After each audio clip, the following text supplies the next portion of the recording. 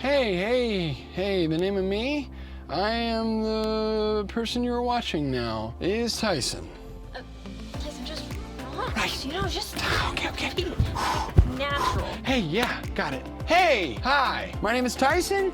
How are you? You can't respond, or even if you could, I wouldn't be able to hear you, but, What are you doing with I don't know what I'm doing. Maybe just like hold a prop or something. Oh, okay, good idea, Oh, that feels so much better. Good. Just be yourself. Okay, great. You can just cut this out? You would just cut it right out? Yep, All of it? absolutely. Every little bit that I just did? Every little bit. Great, awesome, great. Is everything okay? Yeah. Great, okay.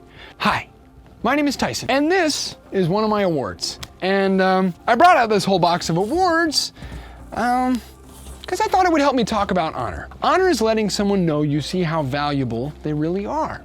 And it works too. I mean, whenever I get an award, I feel important. This award right here is for when I completed the 40-day gum chewing challenge.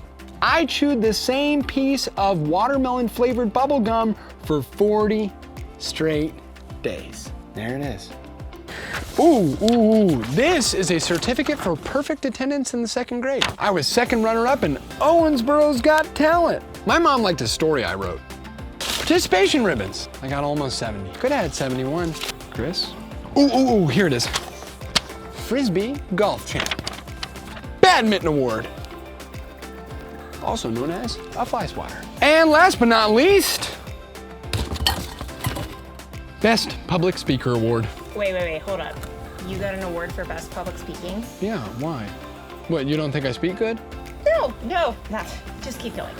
Yeah, I mean, I'm not really sure why my social studies teacher, Mr. Brickle, wanted me to enter into the public speaking competition, because I was like really shy in school and I didn't talk a whole lot. But he was like, Tyson, I think you should enter the public speaking competition. And I was like, me? He was like, yes, you. And I was like, but I've never public spoken in my life. And he was like, well, no, don't worry, I'll teach you. And I was like, okay, great. And then I walked away awkwardly. So he taught me and I won. Mr. Brickle took a chance on me. I know I wasn't the obvious choice. Hey, that's kind of like this story today. It's about a shepherd named David who was given a huge chance even though he wasn't the obvious choice. It's pretty cool, huh? Oh, I can't wait. Sweet, awesome. Well, see you later. Is it still on? Yep. Oh, but you could just cut it out, right? Absolutely. Yep. Great. The Bible. It's 66 books of history, stories, letters, and poetry that fit together to form God's one big story. The epic adventure of how He created us and loves us so much that He made a way to rescue us. As we travel through the Bible, from Genesis to Revelation, we discover people who met God and found their lives changed forever. And now for an amazing story, inspired by the book of 1 Samuel, chapter 17. When Moses died, Joshua led the Israelites into the land that God had promised them. And after Joshua, a series of judges guided God's people.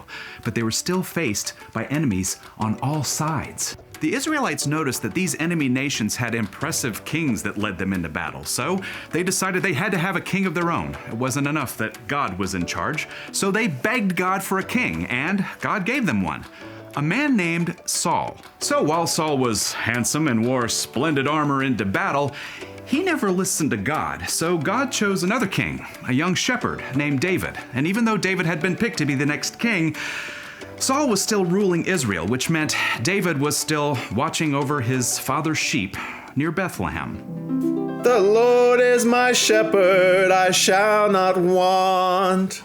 As David plucked out a tune on his harp, a lion burst out of the brush and grabbed one of his sheep. He raced after the lion and threw himself in front of it. You shall not pass! David freed the sheep, and when the lion turned to attack him, he wrestled it by the mane down to the ground and killed it.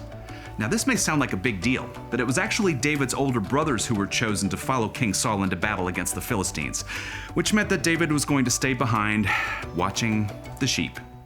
See you later, sheep boy. We're off to be heroes. But the battle didn't go well for King Saul and the Israelites. They camped out across the valley of Elah from the Philistine army. And every morning and evening for 40 days, a giant soldier named Goliath came out to taunt them. I dare Israel to send a man down to fight against me. If he's able to kill me, we'll be your slaves. But if I win and kill him, you will be our slaves. Not a single Israelite dared to march out and face Goliath as he towered over them with the heavy armor and the deadly spear. Eek! Back in Bethlehem, David's father Jesse wanted to know how his sons were doing. He called David out from the field.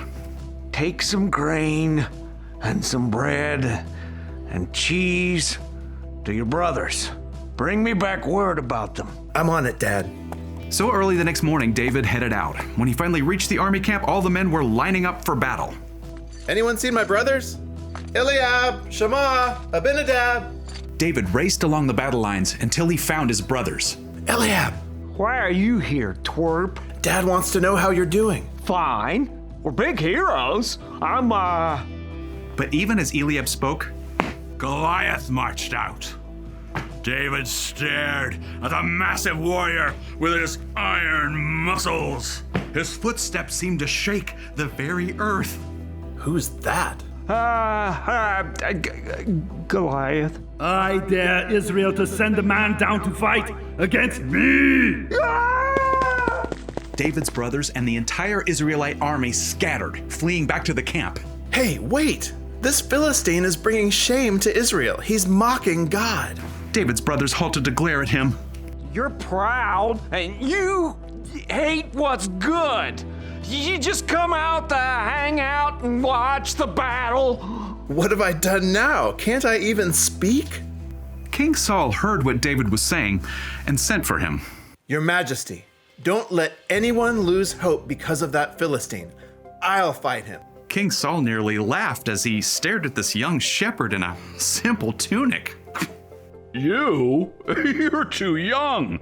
He's been a warrior since he was a boy. When a lion or bear attacks my father's sheep, I strike it down. I'll do the same thing to this Philistine. The Lord has saved me from the lion and the bear, and he'll save me from this Philistine too. Fascinated by David's confidence, the king decided to give him a chance. Go, and may the Lord be with you. King Saul even offered David his own armor and sword, but after trying it all on, David shook his head. I can't go out there in all this armor. I'm not used to it. The king gaped as David removed the armor and returned the sword. But surely you need a weapon. I know where to find one. David took his wooden staff and went down the stream. There, he picked up smooth stones, turning them over in his hand. 1, 2, 3, 4, 5. David placed the stones in the bag and took out his sling, made of heavy cord. Down in the valley, Goliath bellowed. I dare Israel to send a man down to fight against me. Taking a deep breath, David marched out to meet him. The giant Philistine smirked as he stomped toward David. Why are you coming at me with sticks, huh? Do you think I'm only a dog? Woof woof. I'll feed you to the wild animals. David stood his ground. Looking up, he cried out. You are coming to fight against me with a sword, but I'm coming against you in the name of the one true God. The Lord will give me victory. Then the whole world will know there is a God in Israel. The battle belongs to the Lord. Israelite pig. Goliath rushed forward to attack, but David removed the stone from his bag and put it in the sling, and he whirled the sling as fast as he could and released the stone. The stone hurtled through the air and hit Goliath smack dab in the forehead. Ah! The giant swayed and toppled, hitting the ground like a thunderclap. For a moment, no one on either side dared to breathe. But when the Philistines saw that their hero was dead, they panicked and ran.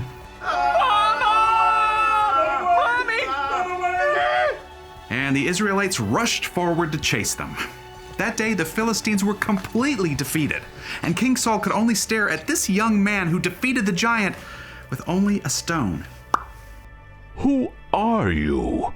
I'm the son of Jesse from Bethlehem. From that day on, King Saul called on David to serve him, and the young man became a warrior and leader through God's power and King Saul's willingness to give him a chance.